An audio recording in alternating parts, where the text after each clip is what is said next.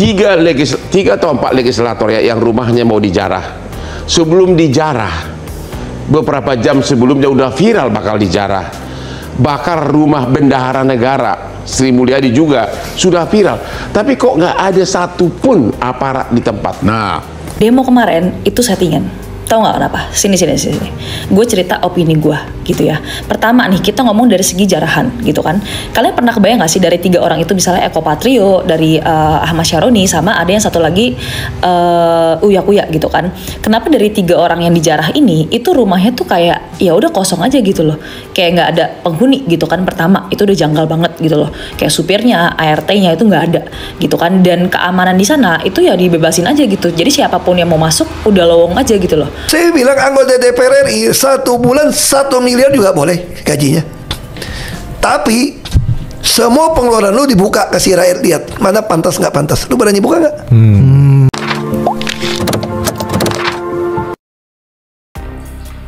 Mas Eko Patrio, saya melihat Anda ini orangnya memang arogan, sombong ya, angkuh. Ketika rumah Anda dijarah dan proses demonstrasi itu berlangsung, Anda minta maaf dengan muka yang sangat amat sedih, menunjukkan keluguan, ketakutan, dan merasa serba salah. Begitu situasinya reda, setelah rumah Anda dijarah, Anda memunculkan parodi-parodi ya, yang mengejek, merendahkan orang-orang yang menjarah rumah Anda, menunjukkan sejumlah uang, mengatakan masih banyak uang. Itu privasi Anda, kita tidak persoalkan, Mas Eko. Anda tahu, di balik proses yang dilakukan, ya, penjarahan di rumah Anda itu, ada kekecewaan yang tersembunyi, dan ada kemarahan yang dilampiaskan atas sikap Anda sebagai anggota DPR yang joget-joget ketika diprotes. Anda juga lagi parodikan joget-joget yang membuat publik semakin marah. Bahwa sikap jarah itu tidak terpuji, tidak bermoral. Kita semua kecam itu.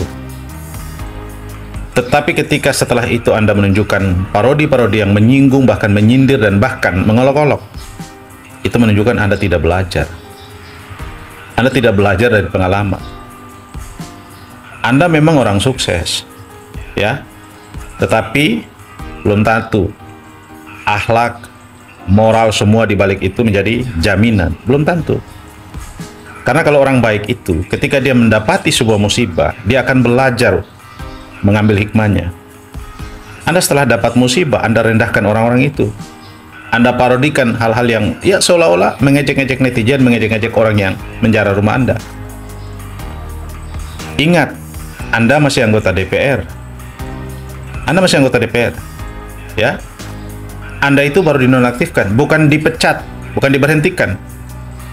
Meskipun sikap partai Anda itu tidak sesuai undang-undang, harusnya Anda diberhentikan, bukan nonaktifkan. Dan Anda juga sekjen Partai Amanat Nasional. Anda masih sekjen partai. Dan PAN itu ada anggotanya di DPR, ada anggotanya di kabinet. Ya, masih partai resmi. Ya, kok Anda begini, nanti menyurut kemarahan orang. Ya, nanti orang makin makin emosi melihat sikap dan tingkah Anda. Jangan begitu. Kita semua ini berupaya agar situasi ini membaik, tetapi pemerintah juga harus menjawab tuntutan dan aspirasi masyarakat. Dan Anda sebagai pejabat publik, sekali lagi saya merasa Anda tidak punya etika. Partai PAN bertindak tegas, mengajukan pemberhentian gaji bagi Eko Patrio dan Uya Kuya setelah rumah mereka dijarah dan diberhentikan juga gajinya dari DPR.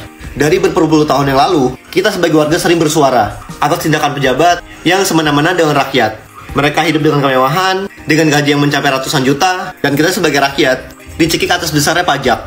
Bahkan rakyat pun dibilang tolol sama pejabat. Maka dari itu, timbullah kericuhan kemarin. Ini menjadi titik kita sebagai rakyat agar tidak bisa dimain-mainkan oleh pejabat pemerintah. Tapi dengan catatan ya, jangan sampai terprovokasi oleh buzzer-buzzer bangsat. Selalu stay safe buat kalian semua. Ada orang yang mengatakan seperti ini, ngeri kali jam harganya sampai 11 miliar, 2 miliar, 4 miliar, tas harganya sampai ratusan juta, baju harganya sampai ratusan juta, kemudian rumah harganya sampai 100 miliar lebih. Apa mereka ini nggak takut dihisap? Maka kita katakan, jangankan jam, rumah, baju yang harganya miliaran, ratusan juta, bahkan triliunan, 2000 yang ada di kantongmu itu pun juga akan dihisap oleh Allah Subhanahu wa taala. 5.000 perak, 1.000 perak yang ada di kantongmu itu juga dihisap oleh Allah Subhanahu wa taala. Jangan kau menyangka orang-orang yang dihisap hanyalah orang-orang yang memiliki harta yang melimpah. Harta yang sedikit pun yang kita miliki itu juga akan ditanya, juga akan dihisap oleh Allah Subhanahu wa taala. Hanya saja orang yang punya duit 5.000 itu hisapnya lebih lama daripada orang yang punya duit 2.000. Orang yang punya duit 100 juta hisapnya lebih banyak daripada orang yang punya duit 1 juta. Semua apa yang kita miliki itu akan dihisap oleh Allah Subhanahu wa taala, meskipun hanya 1.000 rupiah. Kelak 1.000 rupiah tersebut itu juga akan dihisap oleh Allah Subhanahu wa taala. Bukankah Allah Subhanahu wa taala mengatakan, "Tsumma latus'alunna yauma idzin 'anin na'im." Kemudian pada hari itu, yaitu pada hari kiamat, kamu benar-benar akan ditanya tentang segala nikmat yang kamu pakai, tentang semua nikmat yang telah Allah berikan. Bahkan jangankan harta yang kita miliki, apa yang ada di badan kita aja itu juga akan ditanya oleh Allah Subhanahu wa taala, seperti pendengaran, penglihatan, nafas, detak jantung, semuanya, kesehatan juga akan ditanya oleh Allah Subhanahu wa taala. Tidak akan ada yang tidak ditanya oleh Allah Subhanahu wa taala. Semua nikmat yang kita miliki, baik harta atau yang lainnya, kelak akan ditanya oleh Allah Subhanahu wa taala. Jadi jangan berpikir hanya orang yang punya uang saja yang akan dihisap. Orang yang tidak punya uang atau orang yang punya uang sedikit tidak akan dihisap. Tidak. Semuanya akan dihisap oleh Allah Subhanahu wa taala. Assalamualaikum warahmatullahi wabarakatuh. Saya Uya Kuya kembali akan membuat 2 video klarifikasi. Klarifikasi yang pertama adalah tentang banyaknya narasi atau statement-statement yang dibuat oleh banyak sosial media di luar sana tentang fitnahan-fitnahan terhadap gue, seolah-olah gue membuat statement tertentu padahal gue tidak pernah membuat pernyataan tersebut. Nah, yang kedua adalah video klarifikasi tentang nanti kenapa sih joget-joget itu, nanti gue akan jawab. Yang pertama adalah banyak beredar di sosial media, dan ini mirisnya adalah sosial media yang lumayan punya nama. Gue pikir kredibel, tapi ternyata mereka bisa membuat fitnah-fitnahan dengan narasi-narasi yang menyesatkan seperti ini. Contohnya, Aureceh ini pengikutnya cukup banyak, tapi dia bisa membuat narasi seperti ini. Ya bisa dilihat kalimatnya, ini kata-katanya dia ngarang sendiri, padahal sama sekali saya tidak pernah membuat statement seperti ini. Tentunya saya tahu dia ingin memancing, membuat fitnahan atau narasi seperti ini supaya engagement-nya gede, sosmednya banyak yang lihat, banyak yang like, tapi dengan merugikan orang lain. Itu kurang etis tampaknya, dan ini sangat disesalkan. Media seperti ini membuat narasi palsu seperti ini. Nah, berikutnya juga ada lagi narasi yang beredar di sosial media, seolah-olah gue berbicara seperti ini nih. Oke, berhubungan dengan 3 juta, berhubungan dengan apalah, dengan bensin, dengan apa yang gue nggak pernah ngomong seperti itu. Ya, jadi seolah-olah gue meledek atau membuat statement yang menyakiti masyarakat, padahal tidak pernah sama sekali gue membuat statement seperti itu. Tapi gue nggak ngerti, ya banyak sekali sosial media yang selama ini gue diamkan, tapi mereka makin merajalela untuk membuat statement seperti ini. Dan ini juga beredar ya, video lama gue di Desember tahun lalu yang akhirnya diangkat kembali oleh netizen. Saya Uya Kuya, suami dari Astrid, ingin mengklarifikasi dan meminta maaf sebesar-besarnya pada istri saya dan pada seluruh halayak atas kesalahan yang sudah saya lakukan. Karena saya sudah melakukan kesalahan yang sangat besar. Saya oleh sosmed, seolah-olah ini adalah video baru, video klarifikasi baru, padahal ini Desember tahun lalu, dan ini bisa dilihat ada di Instagram dan di TikTok gue di Desember tahun lalu. Jadi tidak ada hubungan dengan berita yang berhubungan seminggu terakhir ini. Nah, ini juga lihat rambutnya juga beda ya, warna silver pada saat itu. Dan masih banyak lagi sebetulnya ya. Ada video-video lama joget-joget 2021, 2022, 2023 yang kembali dimunculkan seolah-olah ini adalah video baru, dan dinarasikan gue seolah-olah meledek netizen dan menantang netizen, menantang masyarakat. Padahal tidak, ini video lama. Bisa dilihat kok. Ini video ini pakai kalung zamannya Covid, antivirus, ingat kan? Dan rambutnya beda, mukanya juga beda gitu kan, kacamata beda, dan bisa dilihat semua ada di TikTok dan di Instagram. Di TikTok banyak, di TikTok gue. ini hoax. Nah, ini juga hoax, palsu. dan ini juga adalah hoax. Dan saya juga mengerti, paham, pasti banyak juga orang yang ingin memanfaatkan polemik yang terjadi pada saya dengan menggiring isu-isu negatif ini, dan tujuannya macam-macam lah. Memang ada yang ingin mendapatkan engagement, ada yang ingin mendapatkan like, dan saya juga sadar mungkin memang banyak orang-orang yang terganggu dengan podcast-podcast saya selama 5 tahun terakhir ini, di mana saya banyak membela masyarakat yang tidak mendapatkan keadilan secara hukum. Akhirnya kita bantu, kita dampingi sampai dia mendapatkan keadilan. Dan mungkin banyak orang-orang yang akhirnya masuk ke penjara dan lain sebagainya, sakit hati dan ingin menjatuhkan saya, nggak apa-apa ya. Tapi intinya adalah orang-orang yang kenal saya pasti tahu siapa saya, orang-orang yang selama ini ada di sekitar saya juga tahu siapa saya. Dan saya sadar bahwa dalam situasi seperti ini, apapun pembelaan kita, ya pembenci ya tetap akan membenci kita. Tapi saya percaya adalah orang-orang yang mengenal saya, mengenal keluarga saya, pasti tahu siapa sebenarnya kita. Intinya itu saja. Dan nggak apa-apa kritik saya, hujat saya, tapi jangan membuat video-video fitnahan atau narasi-narasi palsu yang tidak benar. Terima kasih. Setelah ini saya akan buat video klarifikasi tentang ada apa sih, kenapa sih joget-joget. Nanti saya akan bikin setelah ini. Wassalamualaikum warahmatullahi wabarakatuh. Sangat disayangkan Salsa Erwina Huta Galung yang di awalnya dia menyerukan nota kebenaran, ditanggapi oleh netizen Indonesia termasuk saya ngefans sama dia, Tahroni dan kawan-kawan telah mendapat sebuah teguran dari suara rakyat yang ada di Indonesia dan juga di luar negeri.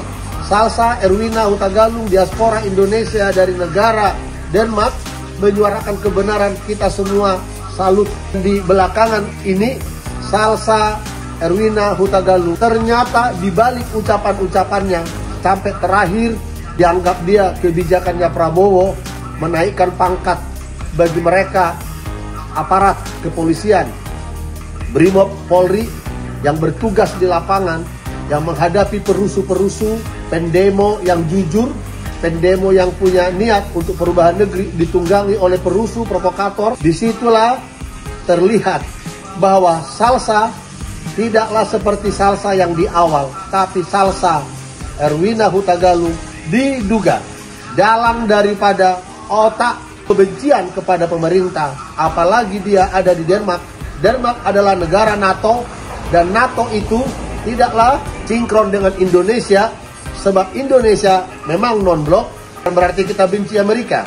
Tapi Rusia sedang berhubungan baik dengan Indonesia. Perdana Menteri Rusia Putin dengan Prabowo ada sebuah kedekatan. Jadi Mbak Salsa, hentikan niat tidak baikmu. Diduga Anda tidak niat baik untuk Indonesia karena Anda ngegas terus, pukul rata. Kami tidak simpati kepada Anda. Pak Prabowo, saya sampaikan lagi kepada Bapak ya. Pak, saya itu mendukung Bapak. Selama Bapak berpihak kepada rakyat, saya akan mendukung Bapak dan kita bisa bekerja sama, Pak. Gimana caranya kita membangun bangsa ini? Siapapun yang ada di partai politik, selama kalian mendukung rakyat, bahwa kalian bisa join di dalam pergerakan kami. Tapi selama kalian berkhianat, selama kalian mementingkan diri sendiri, kalian menggolkan kebijakan-kebijakan atau kalian mendukung kebijakan-kebijakan yang anti rakyat, maka kalian bukan teman kami, tapi kalian adalah lawan kami. Aku mau share beberapa fakta untuk menunjukkan betapa hebat kerja-kerja bosku ini selama 1 minggu terakhir yang sangat wadidaw ulala bambang ini kan. Satu, bosku, aku sudah riset tadi ya, ternyata pemecatan terhadap anggota parlemen yang menghina masyarakat itu tidak pernah terjadi dalam sejarah. Selama ini pemecatan atau PAU gitu ya, pergantian posisi gitu, itu biasanya terjadi karena memang ada indikasi atau memang sudah terkena korupsi. Dan ada yang pernah beberapa diusut karena menghina masyarakat, tapi cuma sampai ya pengadilan-pengadilan mereka lagi lah, tapi nggak pernah ada yang dipecat. Sedangkan di momen ini sudah ada 5 anggota partai yang dipecat karena menghina masyarakat. Keren banget bosku, hebat banget kalian, kita sangat kompak dalam menyuarakan semua ini. Nyinyir dikit, ya walaupun sampai hari ini masih aja ada nih PDI Perjuangan. Bener-bener, ini nungguin kalian doang loh bisa tercontreng satu tuntutan. Sampai hari ini masih kekeh terus mempertahankan orang-orang yang memang sudah tidak punya ada rasa kepercayaan dari rakyat. Tandain 2029. Kedua, teman-teman, jadi memang sudah tabiat dan kebiasaan dari anggota parlemen yang maruk dan mati empati itu untuk selalu minta gaji digedein, fasilitas dibanyakin kan. Jadi ini pernah terjadi di tahun 2016 dan di tahun 2017. Walaupun muncul protes masyarakat, tapi akhirnya tetap dinaikkan ya. Mereka merasa tidak tersentuh kan. Apa yang terjadi sekarang? sudah dibatalkan adanya tunjangan untuk rumah yang kemarin itu mati-matian mereka pertahankan, dibatalkan akhirnya, dan moratorium ke luar negeri. Semoga ini terus berlanjut ya, sampai rakyat makmur, nggak usah kalian jalan-jalan ke luar negeri. Dan bahkan ada beberapa pidato gitu ya dari Partai Demokrat kalau nggak salah yang menyatakan bahwa mereka menolak adanya tunjangan-tunjangan itu. Wah, hebat banget bosku, kita bisa menggagalkan ini. Ya, walaupun secara ideal ini nggak akan berhenti sampai di sini, karena kita mau memang transparansi yang besar-besaran dan efisiensi dari segala budget itu gitu ya. Tapi tetap lagi teman-teman ingat, apa yang kita lakukan ini sudah membawa kita ke sejarah baru, di mana kedaulatan rakyat itu mulai lagi kembali kepada rakyat. Ketiga, teman-teman, aku tadi udah lumayan riset gitu ya. Tahu nggak sih kapan terakhir kali punya demokrasi? Itu di saat baru-baru di masa reformasi yang baru terjadi tahun 98 itu. Setelahnya itu kan adalah masa reformasi. Nah di sana tuh ya, bahkan kalau orang demo tuh bisa sampai masuk ke pelataran DPR, dan bahkan mereka diterima sama DPR gitu kan. Dan udah bertahun-tahun sebelum ini gitu, atau setelah reformasi itu, yang terjadi adalah namanya mendengarkan aspirasi itu semua cuma formalitas saja. Jadi didengerin, terus kalau ada yang terlalu vokal diberi hentikan omongannya dan lain sebagainya. Itu udah terjadi di beberapa RUU gitu ya, yang waktu itu diprotes sama mahasiswa dan masyarakat luas. Tapi kali ini mereka menerima nih adanya masuk mahasiswa ke dalam, dan semua itu ditayangkan secara live. Wah, mulai ada bibit-bibit transparansi bosku. Pak Prabowo, saya sampaikan lagi kepada Bapak ya, Pak, saya itu mendukung Bapak. Selama Bapak berpihak kepada rakyat, saya akan mendukung Bapak dan kita bisa bekerja sama, Pak. Gimana cara kita membangun bangsa ini? Siapapun yang ada di partai politik, selama kalian mendukung rakyat, bahwa kalian bisa join di dalam pergerakan kami. Tapi selama kalian berkhianat, selama kalian mementingkan diri sendiri, kalian menggolkan kebijakan-kebijakan, atau kalian mendukung kebijakan-kebijakan yang anti rakyat, maka kalian bukan teman kami, tapi kalian adalah lawan kami. Ingat, kalian duduk di sana karena dipilih, dan kapanpun, ingat nih 5 orang yang udah dipecat nih, kapanpun kita ngamuk, bisa kita tuntut. Sampai kalian-kalian ini yang memang berkhianat kepada rakyat, dikeluarkan segera dari panggung DPR.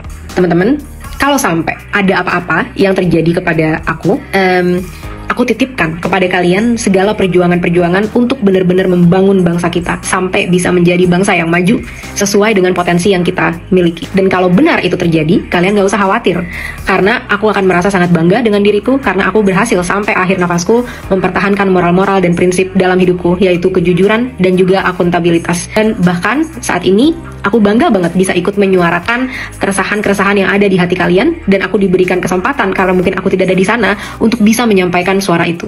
Dan aku